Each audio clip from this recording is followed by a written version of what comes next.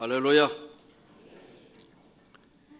예전에 택시를 타고 보면 택시 안에 십자가가 이렇게 달려있고 어떤 택시 안에는 소녀가 기도하는 것이 있으면서 그 밑에 뭐라고 써놨냐 하면은 이렇게 써놨죠. 오늘도 무사히. 기억나시죠?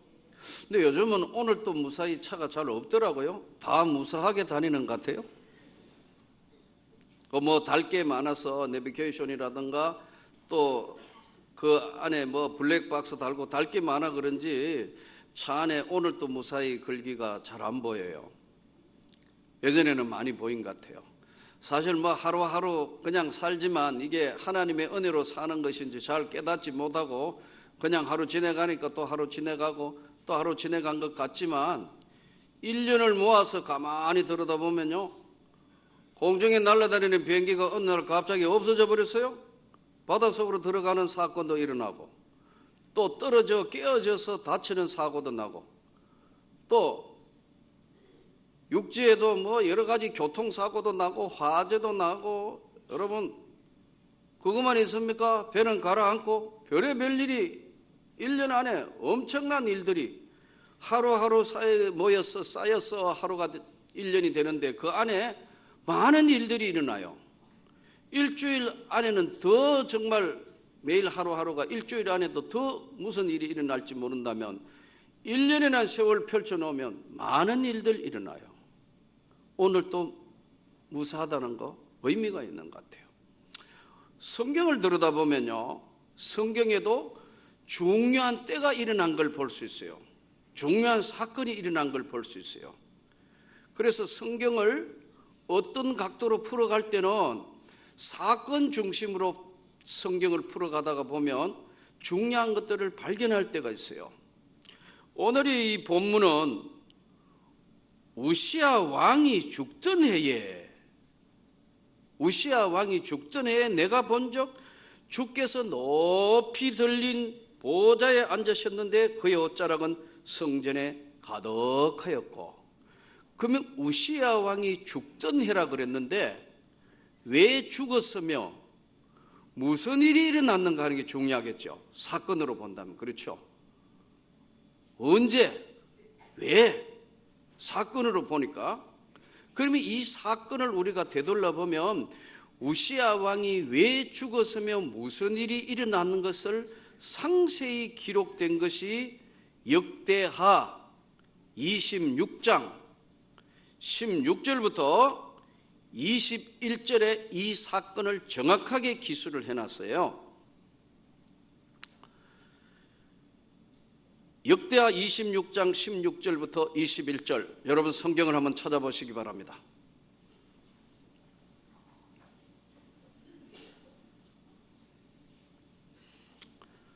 성경이 없으신 분은 이 위를 보시고 성경이 있는 분은 성경을 찾으십시오. 저를 봐도 별 도움이 안 돼요. 저 얼굴은 똑같은 얼굴이니까요. 자, 말씀을 지금 여러분 찾았습니다. 16절 같이 읽습니다. 시작.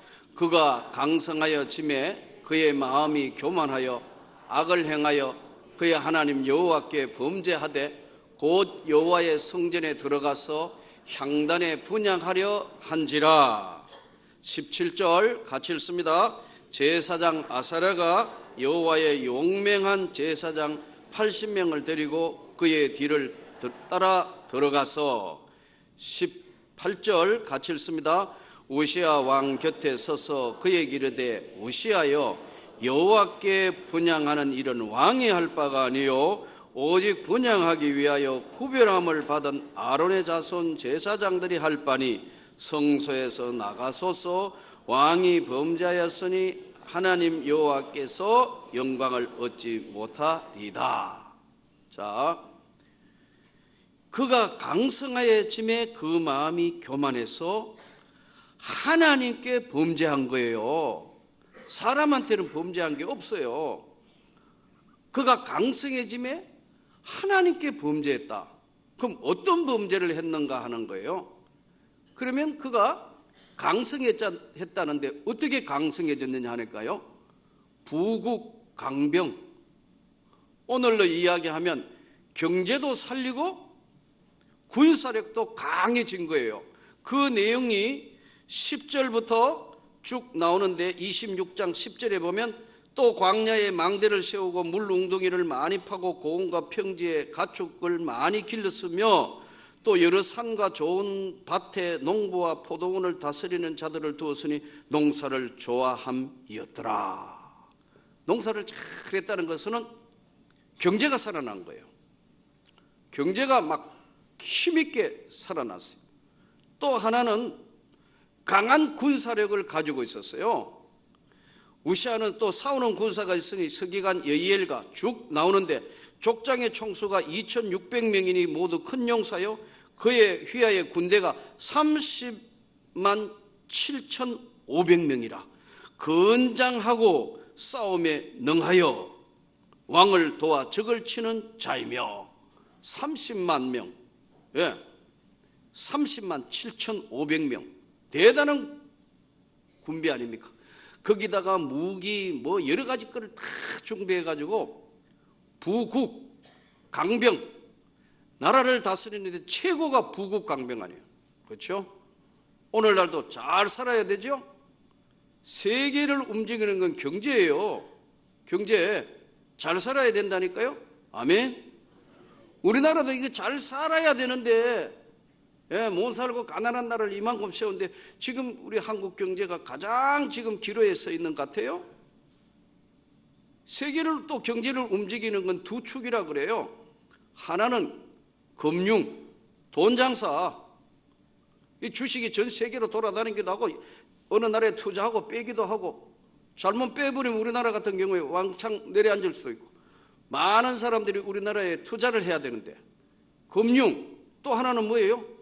세계를 지배하는 게 석유입니다, 여러분. 지금 석유 가격이 내려가니까 지금 좀 숨 쉬지. 석유 가격이 만약 $100 가지고 올라가면 죽느니 사느니 한다고, 이 경제가. 그러니까 계속해서 석유 가격이 올라가니까 미국이 안 되겠다 했으니까 지하 안반에 있는 세일가스를 드디어 파기 시작했어.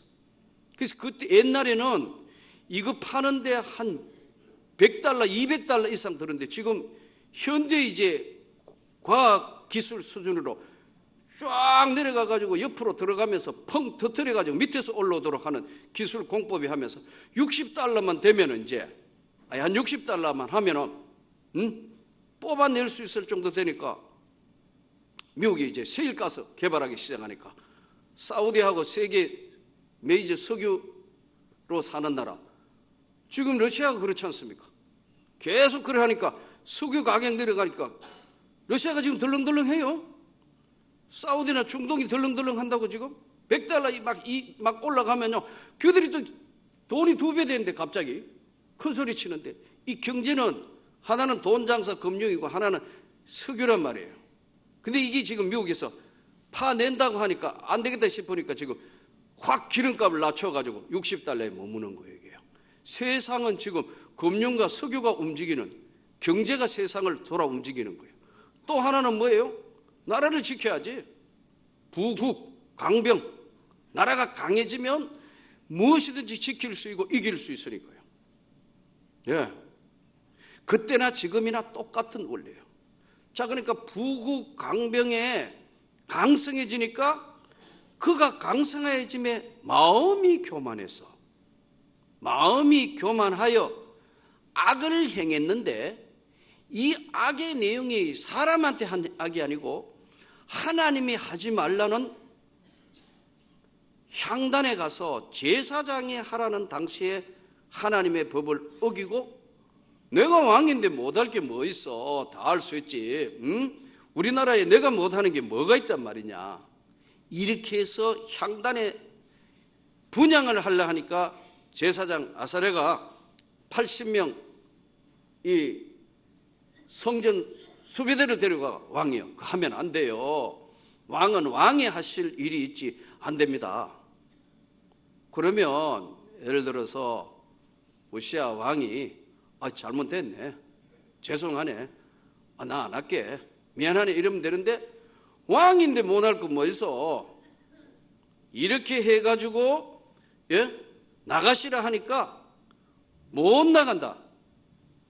우시아가 손으로 향료를 잡고 분향하려 하다가 제일 중요한 기절이 오늘 19절인데 화를 내니 그가 제사장에게 화를 낼 때 이마에 나병 문둥병이 확 하나님이 쳐버리셔가지고 문둥병이 발병한지라 생긴지라 대제사장 아사랴와 모든 제사장이 왕의 이마에 나병이 생겼음을 보고 급히 쫓아내고 왕도 속히 나가니라. 우시아 왕이 죽는 날까지 나병 환자가 되었고 나병 환자가 되며 여호와의 전에 끊어져 별궁에 살았으므로 그의 아들 요담이 왕궁을 관리하며 백성을 다스렸더라. 그렇게 강성하고 그렇게 부국강병하고 했는데 하나님 앞에 범죄하니까 하나님이 쳐버리셨어요. 오늘. 근데 조금만 생각을 달리 했으면 괜찮아지지 않았을까요? 하면 안 됩니다, 왕이요. 그래? 죄송하네요. 몰라서 그랬네? 이랬으면 될 텐데 왕이 하지 말아야 될 것 끝까지 밀어붙여가지고 향단을 잡고 하려고 하니까 하나님이 치심으로 화를 내니 화를 내며 화낼 일이 아니잖아요. 아멘. 그러니까 문둥병이 돼서 평생에 별궁에 유폐되어서 사람도 못 만나고 가족도 못 만나고 나병이 돼서 혼자 살게 하고 아들이 왕이 되었다. 이게 우시아 왕이 죽은 이유는 나병. 하나님으로부터 버림받은 것은 화를 내고 화를 내니 원인 규명이 됐어요. 그렇죠? 자, 그러면 이 사건으로 인하여 어떤 일이 벌어졌느냐? 27장 2절에 이 사건 때문에 온 백성들이 하나님의 성전에 들어가지 않는 사건이 벌어졌는데 2절, 27장 2절 요담이 그의 아버지 우시아의 모든 행위대로 여호와 보시기 정직하게 행하였으나 여호와의 성전에는 들어가지 아니했고 백성은 여전히 부패하였더라. 성전에 안 들어간다 이거. 성전에 들어가야 돼요. 근데 아들인 요담 왕은 안 들어가요. 왜 안 들어가죠? 여러분 왜 안 들어갈까요? 겁나가지고 아버지가 지금 나병 됐으니까 들어갔다가 잘못하면 나병 발병할라? 왕이 안 들어가려면 또 누가 안 들어갈까요? 왕이 안 들어가면 누가 안 들어갈까? 대신들 아무도 안 들어가겠죠. 백성들 아무도 성전에서 끊어진 상태가 되어버렸다. 이제 이 본문에 대한 이해가 됩니까? 아무도 안 들어간다. 그러니까 백성의 마음이 하나님을 떠남으로 살기는 잘 사는데 나름대로는 하나님 앞에 정직하게 살려고 노력은 하는데 하나님께 진심으로 기도하고 하나님께 진심으로 나아가는 자가 없는 그런 시대에 오늘 우시아 왕이 드디어 나병으로 죽던 해에 그 해에 어느 날인지 모르지만 이사야가 하나님의 성전에 들어간 겁니다. 이 대단한 용기 아니에요. 다른 사람 더 갈 수가 없어. 겁나니까. 우시아 왕도 죽었고 요담 왕도 아예 가지 않고 백성들은 하나님의 마음에서 떠나 있는 상태에 우시아가 죽던 그 해에 이사야가 하나님의 성전에 들어갔다가 놀라운 세계를 발견한 거예요. 하나님의 영광이 그 안에서 확 서랍들이 움직이면서 놀라운 하나님의 영광의 세계를 본 거예요. 그러니까 이사야가 당장에 뭐라고 하느냐면은 화로다 나는 망하게 되었다. 나 이제 죽는다. 아니 이 죄 많은 세상에 사는 인간인 내가 하나님의 영광을 봤으니까 죽는 건 시간 문제다. 이거 큰일 났다. 나 이제 어떻게 되는 거지? 나 어떻게 해? 그때의 서랍 중에 하나가 나는 입술이 부정한 사람이요 입술이 부정한 백성 중에 거주하면서 만군의 여호와신 왕을 배웠음이로다 하였더라. 이제 죽는다. 큰일 났다. 하나님 만났으니까 난 죽어. 큰일 났다.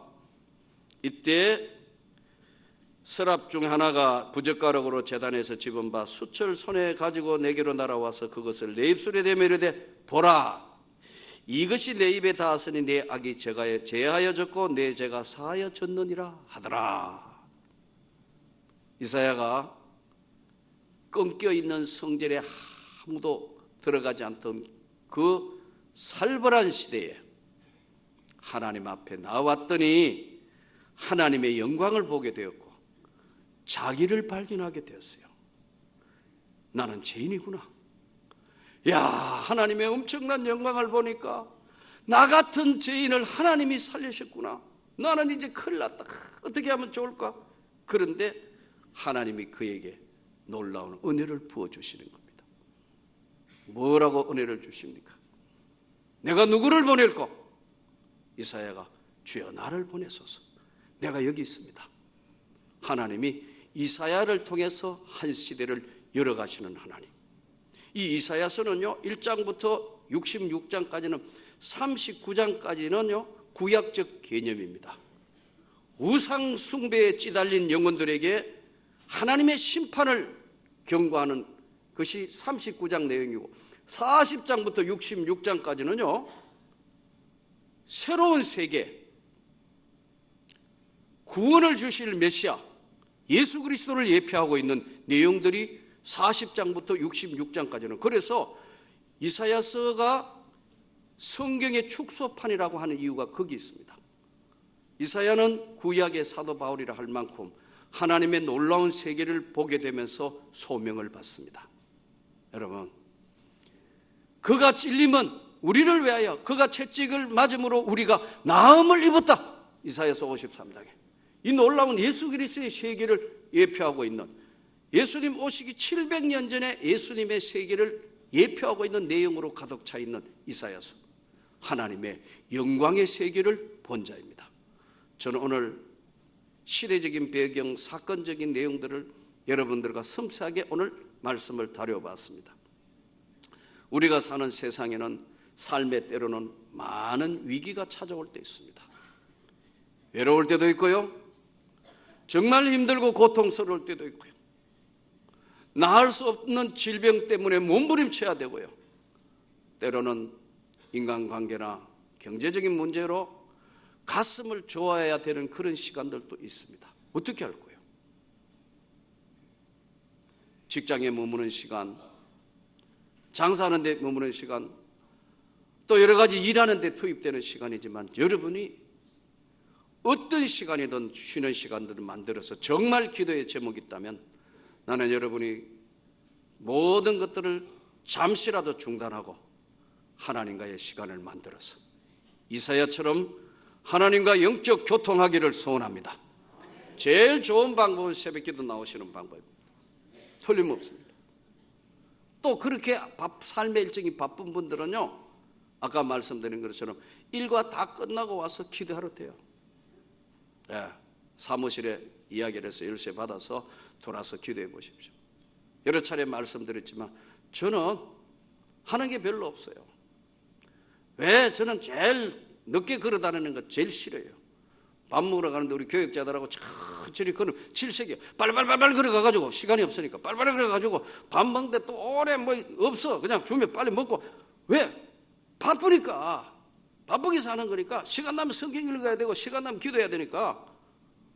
특별한 거 없으면 오후에 여기 들어오고 문 잠가놓고 하나님과 깊은 세계 속에서 주여 나에게도 은혜를 베푸시옵소서. 또 여러분이 던져주는 기도의 제목들 그냥 흘려서 이야기하는 것 같지만 붙들고 기도하는 것, 그럴 때 하나님이 가장 기뻐한다는 걸 늘 발견하는 거예요. 예. 이 체험의 시간, 나는 여러분들이 사람이란 별거 없습니다. 인간을 구성하는 건 세 개거든요. 하나는 태어나는 성격이에요. 이 성격은 타고난 거기 때문에 좀처럼 안 바뀌어요. 어떤 사람 그 사람 성질 고치려고 그러는데요, 성격 잘 안 바뀌어요. 여러분 60년 부부 살았는데 바뀌겠어요? 그런 표정 짓지 마세요.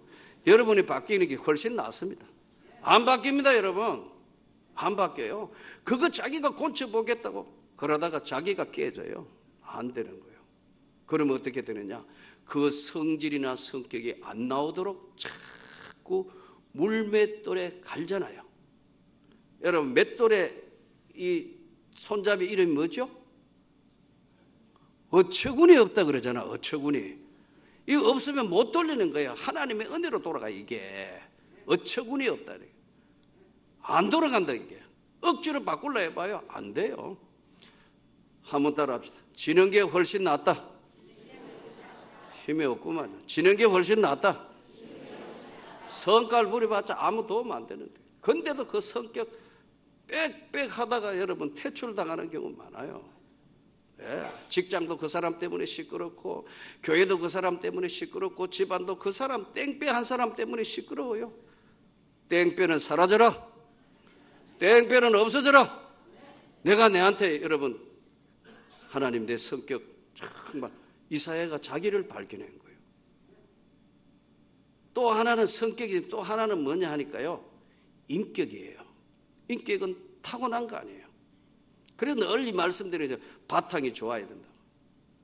사람 바탕이 좋아요. 그 바탕이 어질고 바탕이 착하고 그래야 돼요. 근데 이것은, 인격은 여자로 이야기하면 화장 안 한 민낯이에요. 그야 정면을 보면 아 진짜 이게 깨끗하구나. 근데 이게 전부 포장해 놓은 거는 여러분 잘 때는 씻어야 되는 거 아니에요? 잘 때도 화장해가 여보 하고 이럴 거예요. 여러분 다 알아요. 이렇게 닦고 보면 잘 때는 민낯이잖아요. 민낯. 이게 인격이란 말이에요. 그 어려움 겪어보면 사람 대방 그 사람 알아요. 좀 어려워도 줘야 뭐 이래 해야 되는데 홀짝홀짝 뛰면서 다른 사람까지 못 살게 만든다. 인격이에요. 또 하나는 뭐예요? 습관이에요. 습관. 제일 성격, 인격, 습관. 이 습관은 반복 훈련을 계속 하는 수밖에 없어요. 이사야 보세요. 왕 아니에요. 왕. 부국강병했는 자기 위하여 30만 7,500명이 목숨 걸고 싸울 용사들 있고 나라 잘 살고 뭐 부족해요? 그러면 그래 살면 될 텐데 꼭 안 해본 거 해보겠다고 지금 왕이 하면 안 되는 거 해가 하나님 앞에 범죄가 하면 안 됩니다. 그거 하면 안 돼요. 그런데 내가 못할 게 뭐인데? 내가 왕인데. 확 이러니까 아 그거 하면 안 돼요 했는데 향단을 붙들고 화를 내면서 막 그러니까 하나님 쳐버리죠. 정말 하나님을 믿는 우리는 조심해야 돼요. 한 번 화를 내고 한 번 성깔 부리고 한 번 이렇게 하면요 주신 복도 거둔다니까요. 이거 지금 오늘 본문이 그거 아니에요? 우시아 왕이 죽어버려요. 똑같은 상황 벌어졌는데 이사야가 하나님 앞에 울면서 기도하는 그 성전에 하나님이 주신 축복이 거기 있다는 거예요. 그러므로 여러분 우리 삶이 힘들 때 있어요. 괴로울 때 있어요. 그래서 하나님의 사람들은 습관을 잘 들여야 된다. 불평하지 마십시오. 삶이 그대를 속인다 할지라도 불평하거나 노하지 말라. 부식인 시대로. 예?